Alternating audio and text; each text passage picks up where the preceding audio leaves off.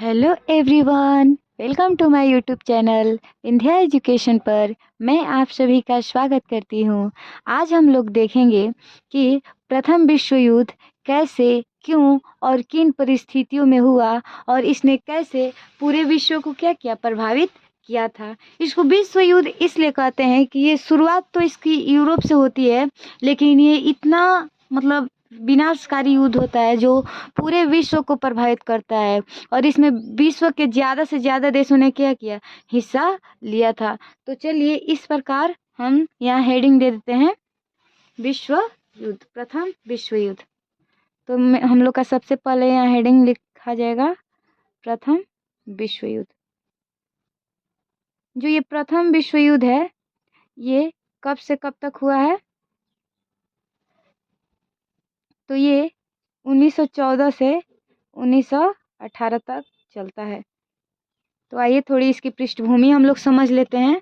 तो इस पृष्ठभूमि को समझने के लिए सबसे पहले मैं यहाँ कुछ देशों का रफली मैप बना देती हूँ कि हमें समझ में आएगा कि किसके बगल में कौन कौन है।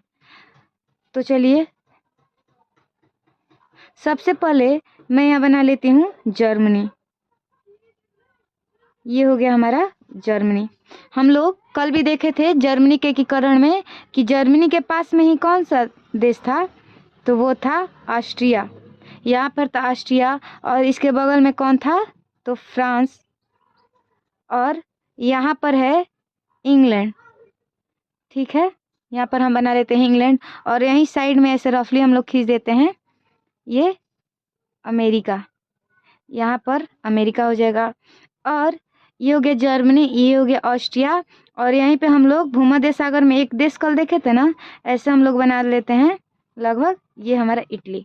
ठीक है, उसके बाद यहाँ पर ये जो बड़ा सा देश यहाँ पर हम बनाएंगे ये वाला हिस्सा, ये वाला हिस्सा हमारा हो जाएगा रूस। अब रूस के बगल में ही दो छोटा सा और देश बना लेंगे जिसका नाम था, एक का सर्बिया और दूसरे का नाम था बोस्निया। ठीक है, चलिए मैं इनका नाम भी लिख देती हूँ। देखिए ये वाला जो बड़ा सा हिस्सा हमें दिख रहा है ये है रूस। देखिए एक बार आप लोग यूरोप का मैप जरूर डिटेल से देखिएगा कि समझ में आ जाए। तो ये वाला हिस्सा हो गया रूस का और ये वाला हिस्सा हमारा हो गया जर्मनी और ये वाला हिस्सा हो गया ऑस्ट्रिया और ये वाला हिस्सा हो गया फ्रांस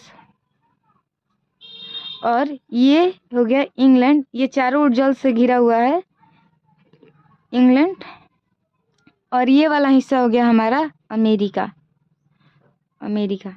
ठीक है, मैंने रफली इसको बनाया है। हालांकि अमेरिका जो है यूरोप महाद्वीप में नहीं आता है, इसका अलग ही एक महाद्वीप है। तो और ये हमारा हो गया इटली। इसका हम लोग इटली का भी एकीकरण पढ़ चुके हैं पिछले के वीडियो में और जर्मनी का भी एकीकरण हम लोगों ने पढ़ा था। और यहाँ पे मैं लिख देती हूँ ये था सर्बिया और ये है बोस्निया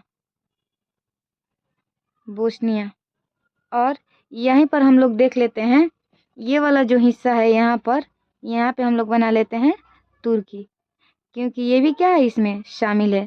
तो ये हमारा हो गया तुर्की।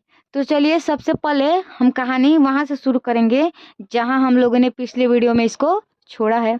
जैसे हमने देखा था कि जर्मनी का जब एकीकरण हो रहा था तो इसने फ्रांस से भी युद्ध किया था कि नहीं, सेडोवा का युद्ध 1866 में।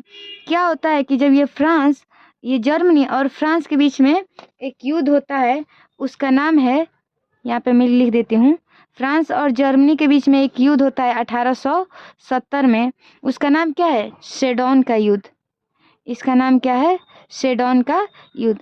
और इस सेडोन के युद्ध में हमने देखा था कि कौन पराजित हो गया था, फ्रांस पराजित हो गया था। और हम पढ़े हैं कि 1870 से पहले, यानी जब हम फ्रांसीसी क्रांति पढ़ रहे थे, तो हम लोग को पता था कि फ्रांस यूरोप का सबसे शक्तिशाली देश था। और कहा जाता था कि फ्रांस को सर्दी लगती है तो पूरा यूरोप छींकता है। लेकिन जब ये जर्मनी का एकीकरण हो रहा था, अब जब फ्रांस और जर्मनी में लड़ाई होती है तो इसमें फ्रांस क्या हो जाता है, बुरी तरह से हार जाता है और जर्मनी यूरोप का सबसे शक्तिशाली देश बनकर उभरता है।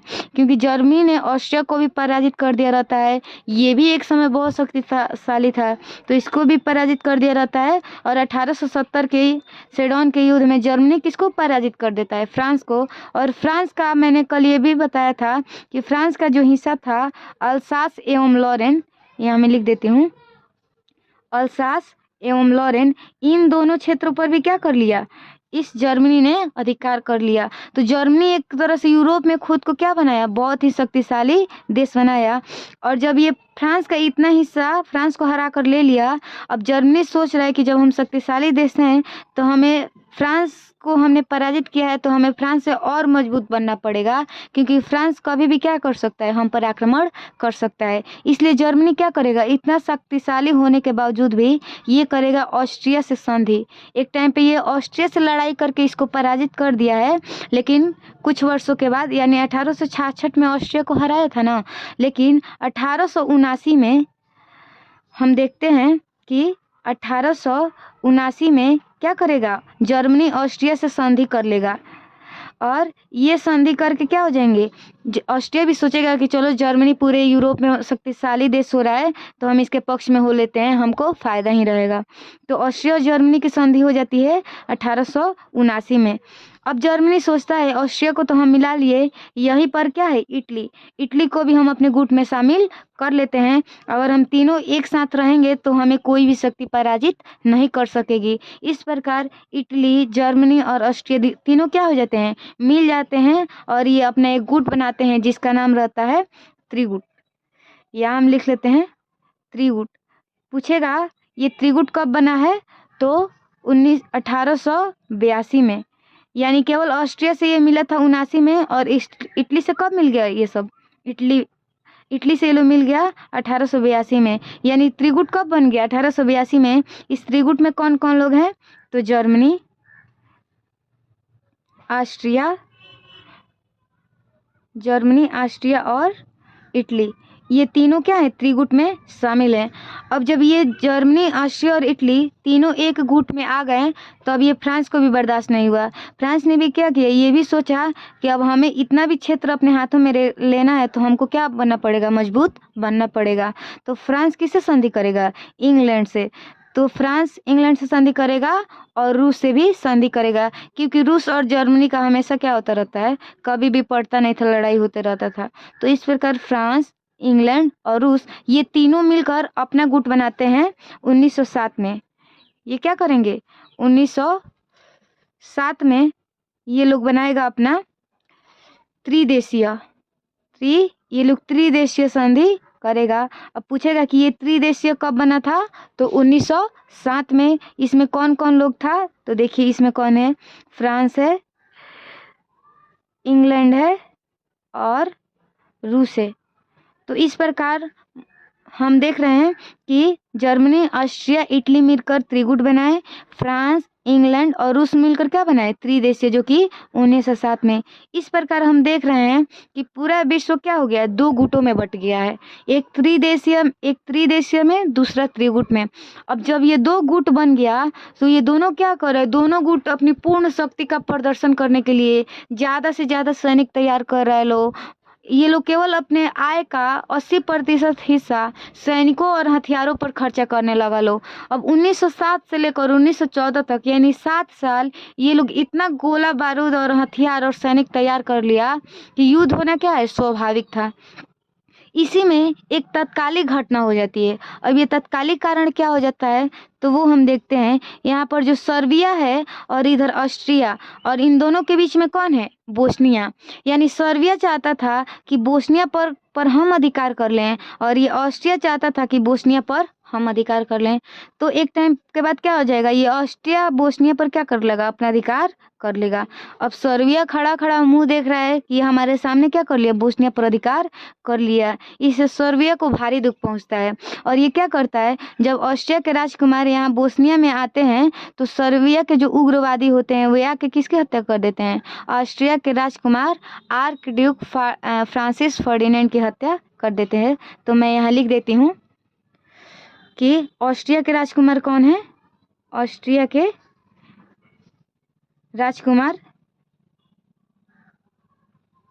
ऑस्ट्रिया के राजकुमार थे आर्क ड्यूक फ्रांसिस फर्डिनेंड। इनकी क्या हो जाती है, हत्या हो जाती है। और ये हत्या कब होती है, 28 जून 1914 को। यानी आर्कड्यूक फर्डिनेंड की हत्या कब हो रही है, 28 जून 1914 को। यानी ये ऑस्ट्रिया के राजकुमार हैं, बोस्निया को इन्होंने जीता था, इन लोगों ने, ऑस्ट्रिया ने। तो यहाँ के राजकुमार यहाँ जाते हैं दौरा करने के लिए और वहीं पर इनकी क्या हो जाती है, हत्या। और इनकी हत्या कौन कराता है, सर्बिया के जो उग्रवादी लोग थे, इन्होंने इनकी आकर यहाँ पर हत्या कर देते हैं। तो जब ऑस्ट्रिया को पता था कि ये सारा कांड किसने करवाया है, सर्बिया ने करवाया है, इसलिए ऑस्ट्रिया क्या करता है, सर्बिया को एक चैलेंज देता है कि मतलब एक मौका देता है कि तुमने हमारे राजकुमार की हत्या करवाई है, तो जिस उग्रवादी ने यहाँ के राजकुमार की हत्या की है उसको मेरे हवाले कर दो और जो हर्जाना है वो हमको क्या करो, दे दो। तो ये ऑस्ट्रिया सर्बिया को एक चुनौती देता है कि ऐसे बात नहीं मानोगे तो हम तुम पर क्या कर देंगे, आक्रमण। तो अब सर्बिया को मिलता है 1 महीने का वक्त कि यहाँ के उग्रवादी जिसने मारा है राजकुमार को उसको ऑस्ट्रिया के हवाले कर दो और जो हर्जाना है उसको दे दो। लेकिन यहाँ पर हम देखते हैं कि सर्बिया के ऊपर रूस है और रूस में रहते हैं सर्व और स्लाव जाति के लोग। कौन रहते हैं, सर्व और स्लाव जाति के लोग। और यहाँ पर जो सर्बिया है इसके इस वाले हिस्से में भी सर्व और स्लाव जाति के लोग रहते थे। यानी रूस का सहानुभूति किसके साथ था, सर्बिया के साथ था, क्योंकि इसके जाति के लोग सर्बिया में भी हैं। तो इस तरह रूस ने क्या किया, सर्बिया को खूब चढ़ाया कि तुम्हें ऑस्ट्रिया की बात मानने की ज़रूरत नहीं है, तुमको किसी प्रकार का ऑस्ट्रिया की जो मांग है उसको पूरा नहीं करना है।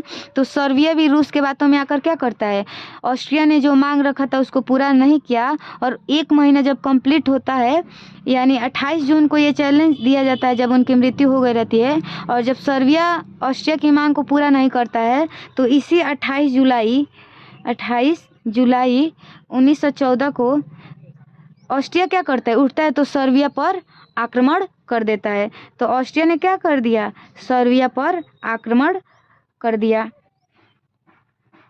तो जब सर्बिया पर आक्रमण किया तो यहीं से क्या हो जाती है, प्रथम विश्व युद्ध की शुरुआत। अब सर्बिया कह रहा है रूस से कि आपके कहने पर तो हम ऑस्ट्रिया की कोई बात नहीं माने, आप हमको क्या कीजिए, इस युद्ध में सहायता कीजिए। लेकिन रूस क्या था, रूस खुद एक कमजोर देश है। जैसे यहाँ पर है जापान, क्या है, जापान। तो ये जो जापान है एक छोटा सा देश, यहाँ 1905 के युद्ध में, 1905 के रूस जापान युद्ध में जापान क्या करता है, इतने बड़े देश रूस को हरा देता है। तो इसी से आप लोग अंदाजा लगा दीजिए कि रूस कितना शक्तिशाली देश है, मतलब बहुत ही कमजोर देश है एक तरह से। इतना छोटा देश है, ये क्या हो गया, हार गया। और इस प्रकार रूस क्या करता है, सर्बिया की कोई सहायता नहीं कर पाता है। इसको तो रूस सर्बिया को बोल दिया था कि तुम ऑस्ट्रिया की कोई बात नहीं मानो, हम तुम्हारे साथ हैं। लेकिन जब ऑस्ट्रिया आक्रमण कर दिया सर्बिया पर, अब रूस क्या कर रहा है, सर्बिया का साथ नहीं दे पा रहा है। तो इस पर हम देखते हैं कि सर्बिया बुरी तरह से युद्ध में क्या हो चुका है, फंस चुका है। तो यहाँ फ्रांस क्या करता है, ऑस्ट्रिया की तीखी प्रतिक्रिया करता है कि फ्रांस ऑस्ट्रिया की तीखी प्रतिक्रिया करता है कि ऑस्ट्रिया ने सर्बिया पर आक्रमण करके सही नहीं किया। तो फ्रांस किस पर आक्रमण कर देगा, फ्रांस आक्रमण कर देता है ऑस्ट्रिया पर कि ऑस्ट्रिया ने बिना मतलब के सर्बिया पर क्या कर दिया, आक्रमण कर दिया है। तो जब फ्रांस ऑस्ट्रिया पर आक्रमण करता है तो जर्मनी उठता है तो फ्रांस पर आक्रमण कर देता है, क्योंकि ये जर्मनी ऑस्ट्रिया ये दोनों क्या है, एक में है। जब फ्रांस ऑस्ट्रिया पर आक्रमण किया तो जर्मनी किस पर आक्रमण कर दिया, फ्रांस पर आक्रमण कर दिया। और जब ये दोनों लड़ रहे हैं तो रूस क्या उठता है, रूस चल देता है जर्मनी पर आक्रमण करने। इसका खुद का आता पता नहीं है, लेकिन ये चल दिया क्योंकि एक तरह से फ्रांस इंग्लैंड रूस साथ में है ना। तो जब फ्रांस पर जर्मनी आक्रमण कर रहा है तो ये रूस से देखा नहीं गया और रूस जर्मनी पर आक्रमण करने को चल पड़ा। जब रूस जर्मनी पर आक्रमण करने आता है तो देखिए फ्रांस और जर्मनी एक तरह से बहुत मजबूत देश हैं और उसमें रूस कमज़ोर है और चला है जर्मनी पर आक्रमण करने। तो कहा जाता है कि पहले दो इंसान जब लड़ रहे हों तो तीसरा अगर कमज़ोर आदमी जाता है तो पहले वही पिटाता है। जब रूस आता है आक्रमण करने तो जर्मनी फ्रांस को छोड़कर पहले किससे लड़ाई करने लगता है, रूस से लड़ाई करने लगता है। और 1917 में हम देखते हैं कि जर्मनी की सेना रूस के आंतरिक भागों में जाकर 1917 तक रूस को पराजित करती है और यहाँ उस समय तक हो जाती है रूस में 1917 की रूसी क्रांति। वो चीज़ें हम लोग आगे पढ़ेंगे। 1917 में रूसी क्रांति हो गई रहती है। तो यहाँ के लोग भी चाहते हैं कि ये जो रूस है इसकी खुद आर्थिक स्थिति क्या है, खराब है, और ये जो विश्व युद्ध हो रहा है इसमें से रूस क्या हो जाए, बाहर आ जाए। तो रूस भी क्या होता है, इस विश्व युद्ध से बाहर आने के लिए जर्मनी से वैसे भी हार गया रहता है तो ये जर्मनी से एक संधि करता है, उसका नाम रहता है वेस्ट लिवोस्टॉक की संधि, वेस्ट लिवोस्टॉक की संधि। तो इस संधि के द्वारा रूस क्या हो जाता है, प्रथम विश्व युद्ध से 1917 में बाहर आ जाता है। अब देखिए रूस यहाँ से क्या हो गया, बाहर निकल गया। अब जब युद्ध की शुरुआत हुई रहती है यानी 1915 में, ये जो इटली है ये त्रिगुट में रहता है कि नहीं, जर्मनी, ऑस्ट्रिया और इटली। लेकिन जब प्रथम विश्व युद्ध की शुरुआत हो गई रहती है तो 1915 में ये इटली जाकर कहाँ मिल जाता है, इंग्लैंड से। क्योंकि इंग्लैंड इस इटली को लालच दिया रहता है कि यहाँ एड्रियाटिक सागर है, अगर तुम हमारा साथ दोगे तो एड्रियाटिक सागर में जो उपनिवेश होगा उसमें से हम तुमको देंगे। तो इटली इस लालच में आकर इन त्रिदेशीय लोगों की साथ देने लगता है और इस प्रकार इस त्रिगुट में क्या हो जाता है, केवल जर्मनी और ऑस्ट्रिया बचते हैं और इटली चला जाता है इसमें। लेकिन अब जब जर्मनी और ऑस्ट्रिया है तो इसमें आके मिल जाता है तुर्की। तुर्की किसका साथ देता है, ये त्रिगुट लोगों का साथ देता है और तुर्की आकर इसमें मिल जाता है और प्रथम विश्व युद्ध में इटली कहाँ चला जाता है, इंग्लैंड के तरफ। अब यही घटना हुई रहती है। तब तक हम देखते हैं ये जो जर्मनी है ये इंग्लैंड से भी बहुत चिढ़ता था और इंग्लैंड का एक जहाज है लुसितानिया। ये लुसितानिया जो जहाज़ था वो इंग्लैंड से अमेरिका और अमेरिका से इंग्लैंड आते जाता रहता था और अमेरिका इस समय तक किसी पक्ष में नहीं था। यहाँ पर जो अमेरिका है ये अभी तक न त्रिगुट के ओर से लड़ाई कर रहा था न त्रिदेशीय के तरफ से लड़ाई कर रहा था, लेकिन इसकी सहानुभूति थी त्रिदेशीय लोगों के साथ, यानी इंग्लैंड फ्रांस के तरफ इसकी सहानुभूति थी। तो ये बात जर्मनी समझता था। तो इसने क्या किया, जो ये लुसितानिया जहाज़ था, यहाँ पर ये जहाज जब अमेरिका जा रहा था तो इसमें कुछ अमेरिकी लोग भी क्या थे, इस जहाज में सवार थे, लुसितानिया जहाज में। और जर्मनी ने अपनी यू बोट पनडुब्बी के द्वारा, जर्मनी की एक पनडुब्बी है जिसका नाम था यू बोट। जो पनडुब्बी रहता है वो पानी के अंदर ही रहता है, ऊपर से पता भी नहीं चलेगा कि अंदर क्या है। तो ये यू बोट पनडुब्बी ने किसको डुबा दिया, इस लुसितानिया जहाज को डुबा दिया, जिसमें बहुत सारे अमेरिकी नागरिक क्या थे, उसमें थे।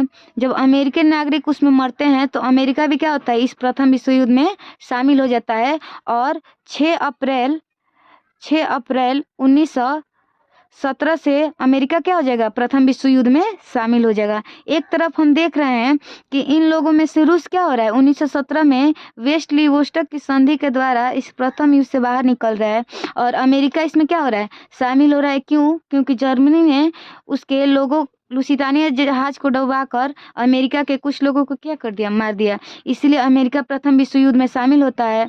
और ऐसे जर्मनी और ऑस्ट्रिया को हंगरी भी इसमें रहता है, तो ऑस्ट्रिया हंगरी भी बोला जाता है। जर्मनी, ऑस्ट्रिया हंगरी, तुर्की, बुल्गारिया, इसमें बुल्गारिया भी शामिल रहता है। और ये बुल्गारिया, ये चारे लोग एक साइड, और फ्रांस, इंग्लैंड, रूस तो हट गया है, फ्रांस, इंग्लैंड, अमेरिका, इधर ये सारे देश मिलकर क्या करते हैं, एकदम घमासान युद्ध होता है जिसमें जर्मनी, ऑस्ट्रिया और तुर्की, बुल्गारिया क्या होने लगते हैं, हारने लगते हैं और एक एक करके क्या करने लगेंगे, हार कर संधि करने लगेंगे। तो यही जो ये मित्र देश होंगे, इनको मित्र देश भी कहा जाता है। ये मित्र देश तुर्की के साथ एक संधि करेंगे, सेब्रे की संधि, क्योंकि इसमें तुर्की क्या होने लगेगा, हारने लगेगा और इस युद्ध से पीछे हटने लगेगा। तो तुर्की के जो सेब्रे की संधि है वो किसके साथ होती है, तो तुर्की के साथ। और इसमें ये जर्मनी के साथ एक बहुत ही अपमानजनक संधि की जाती है। उस समय जर्मनी का चांसलर रहता है विलियम कैसर, विलियम कैसर, ठीक है। अब ये क्या करेगा, जब जर्मनी देखेगा कि हमारा गुट जब हार रहा है तो ये जर्मनी से भाग जाएगा और 11 नवंबर 1918 को क्या लग जाएगा, इस विश्व युद्ध पर विराम चिन्ह लग जाएगा। यानी युद्ध का विराम चिन्ह कब लग रहा है, युद्ध का विराम चिन्ह हम देख रहे हैं कि 11 नवंबर 1918 को, क्योंकि जर्मनी जब हारने लगा, इन लोग की शक्ति पूर्ण रूप से कमजोर हो गई, तो इन्होंने क्या किया, यहाँ के जो राजा थे विलियम कैसर, वो अपना गद्दी छोड़कर भाग गया और यहाँ पर एक स्थापना होगी, गणतंत्र की स्थापना होती है जिसका नाम रहता है वाइमर गणतंत्र। वाइमर जर्मनी का एक जगह है, वाइमर गणतंत्र की क्या होती है, स्थापना होती है। और इस प्रकार हम देखते हैं कि वाइमर गणतंत्र को संधि करना पड़ता है, यानी एक तरह से जर्मनी हारा है कि नहीं, तो जर्मनी को संधि करना पड़ेगा इन मित्र देशों के साथ, क्योंकि जर्मनी इस युद्ध में क्या हो गया, हार गया। हालांकि इसने पूरा प्रयास किया लेकिन जर्मनी को क्या करना पड़ता है, हार का सामना करना पड़ता है। और जर्मनी के साथ ये लोग एक संधि करते हैं जिसका नाम होता है वर्साई की संधि। वर्साई की संधि पूछेगा, वर्साई की संधि किसके साथ की गई थी, तो जर्मनी के साथ की गई थी। कब की गई थी, तो 28 जून 1919 को। अब देखिए आप लोग के दिमाग में आ रहा होगा ना कि 28 जून को ऑस्ट्रिया के जो राजकुमार थे आर्क ड्यूक फ्रांसिस फर्डिनेंड की हत्या हुई थी, और इसी दिन जर्मनी के साथ किया जाता है, तो संधि किया जाता है। और ये संधि ऐसा वैसा नहीं, जर्मनी के लिए घोर अपमानजनक ये संधि था, यानी जर्मनी को ये नुकसान देने वाला संधि था। और ये संधि किया जाता है पेरिस शांति सम्मेलन में, पेरिस शांति सम्मेलन में। देखिए इस सम्मेलन में कौन कौन लोग भाग लेते हैं, तो इस पेरिस शांति सम्मेलन में अमेरिका के जो हेड रहते हैं उस समय, अमेरिका के राष्ट्रपति, उनका नाम रहता है वुडरो विल्सन। अमेरिका के राष्ट्रपति कौन है, वुडरो विल्सन। ये कई बार पूछता है कि प्रथम विश्व युद्ध में जो पेरिस शांति सम्मेलन हुआ था तो उसमें किन किन देशों ने भाग लिया था और वहाँ के कौन कौन लोग भाग लिए थे, तो वुडरो विल्सन। यहाँ फ्रांस के जो प्रधानमंत्री रहते हैं उनका नाम रहता है जॉर्ज क्लीमेंसू, जॉर्ज क्लीमेंसू। और यहाँ ब्रिटेन के प्रधानमंत्री रहते हैं, उनका नाम रहता है लॉयड जॉर्ज, लॉयड जॉर्ज। तो इस प्रकार ये लोग क्या करता है, एक पेरिस शांति सम्मेलन बुलाता है और जो जो देश हारे हैं उनके साथ ये लोग क्या कर रहा है, संधि कर रहा है। यानी एक तरह से जो भी इन लोग को नुकसान हुआ है वो सारा किस पर थोपा जाएगा, जो देश हारे हैं। तो इस प्रकार जर्मनी के साथ वर्साई की संधि की जाती है। और इसमें देखिए जर्मनी के साथ ये इतनी अपमानजनक संधि होती है कि ये जो अल्सास और लॉरेन प्रदेश जो जर्मनी ने एक टाइम पर फ्रांस से ले लिया था, ये फ्रांस को क्या कर दिया जाता है, इसको फिर से लौटा दिया जाता है। और जर्मनी का इस हिस्से में रूर प्रदेश था, यहाँ कोयले का जो रूर प्रदेश था वो भी किसको दे दिया जाता है, 15 वर्षों के लिए फ्रांस को दे दिया जाता है। यानी यहाँ हम लिखते हैं कि 15 वर्षों के लिए ये रूर प्रदेश, यानी ये कैसा है रूर प्रदेश, ये कोयले वाला क्षेत्र है एक तरह से, ये दे दिया जाता है किसको, ये दे दिया जाता है फ्रांस को। कितने वर्षों के लिए, तो 15 वर्षों के लिए। जर्मनी के साथ संधि में कहा जाता है कि जर्मनी को 1 लाख से ज़्यादा सेना नहीं रखना है, यानी जर्मनी कोई भी नौसेना वायुसेना नहीं रखेगा, केवल वो स्थलीय सेना रख सकता है। केवल कितना वो सेना रख सकता है, केवल 1 लाख, इससे ज़्यादा नहीं। यानी यह जर्मनी को इतना कमज़ोर कर दिया जाएगा ना कि वो चाह कर भी भविष्य में फिर से वो शक्तिशाली देश कभी नहीं बन कर उभर पाए। और कहा जाता है जर्मनी पर लगभग 6 अरब 10 करोड़ का क्या किया जाएगा, 10 करोड़ पाउंड का भारी रकम का भारी रकम देने का क्या लगाया जाता है, रकम लादा जाता है कि तुम्हारे वजह से ही क्या हुआ है, यह प्रथम विश्व युद्ध हुआ है। क्योंकि उस समय जर्मनी का जो चांसलर था बिस्मार्क, उसी ने क्या किया था, गुट बनाना शुरू किया था। यहाँ जर्मनी में कौन था, ये इसको कहा जाता है बिस्मार्क को कहा जाता है कि ये गुटबंदी का जन्मदाता है। एक तरह से गुप्त संधि का जन्मदाता किसको कहा जाता है, इसी बिस्मार्क को। तो इसलिए कहा जा रहा है कि प्रथम विश्व युद्ध के होने के कारण क्या है, जर्मनी है, इसलिए युद्ध का सारा खर्चा कौन देगा, जर्मनी देगा। और जर्मनी पर 6 अरब 10 करोड़ पाउंड का क्या लादा जाता है, कर्ज लादा जाता है कि तुमको इतना रकम चुकाना है। तो इस प्रकार हम देख रहे हैं कि ये जो प्रथम विश्व युद्ध है, इसमें लगभग 90 लाख लोग मारे गए थे। कितने लाख लोग मारे गए, तो यहाँ मैं लिख देती हूँ 90 लाख लोग क्या हो गए इसमें मारे गए। और 45 करोड़ लोग क्या हो गए, 45 करोड़ लोग इसमें प्रभावित हो गए। यहाँ मैं मृत्यु लिख देती हूँ और यहाँ पर प्रभावित लिख देती हूँ। यानी कितने करोड़ लोग प्रभावित हुए, तो 45 करोड़ लोग प्रभावित हुए और 90 लाख लोग क्या हो गए, मारे गए। तो इस प्रकार ये युद्ध क्या रहा, 4 वर्षों तक चला, लेकिन बहुत विनाशकारी रहा। इसमें हम देख रहे हैं कि इस युद्ध की शुरुआत कब से हो जाती है, तो 28 जुलाई से। 28 जुलाई 1914 से इस युद्ध की शुरुआत होती है। क्यों होती है, क्योंकि ऑस्ट्रिया के जो राजकुमार थे आर्क ड्यूक फर्डिनेंड की हत्या हो जाती है। और ये हत्या कब होती है, 28 जून 1914 को।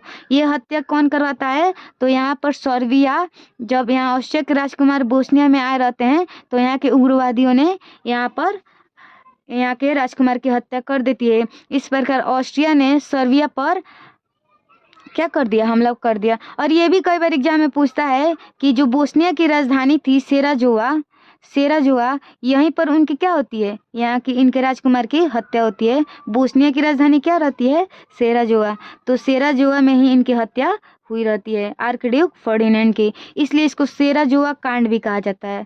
कभी पूछ देगा कि सेराजोआ कांड कब हुआ था, तो 28 जून 1914। और इस प्रकार हम देखते हैं कि ये जब फ्रांस ने ऑस्ट्रिया पर आक्रमण किया, तो ऑस्ट्रिया के गुट में कौन था, जर्मनी। और जर्मनी को देखा नहीं बना, इसलिए जर्मनी ने फ्रांस पर आक्रमण कर दिया। जब ये दोनों लड़ रहे थे, तो ऊपर से रूस भी इसमें बीच में आ गया, तो रूस को भी इसमें लड़ाई में प्रवेश करना पड़ा। और अमेरिका कुछ नहीं कर रहा था, तो जर्मनी ने क्या कर दिया, अमेरिका के जहाज को ही डुबा दिया। इसलिए अमेरिका को भी क्या होना पड़ा, इसमें शामिल होना पड़ा।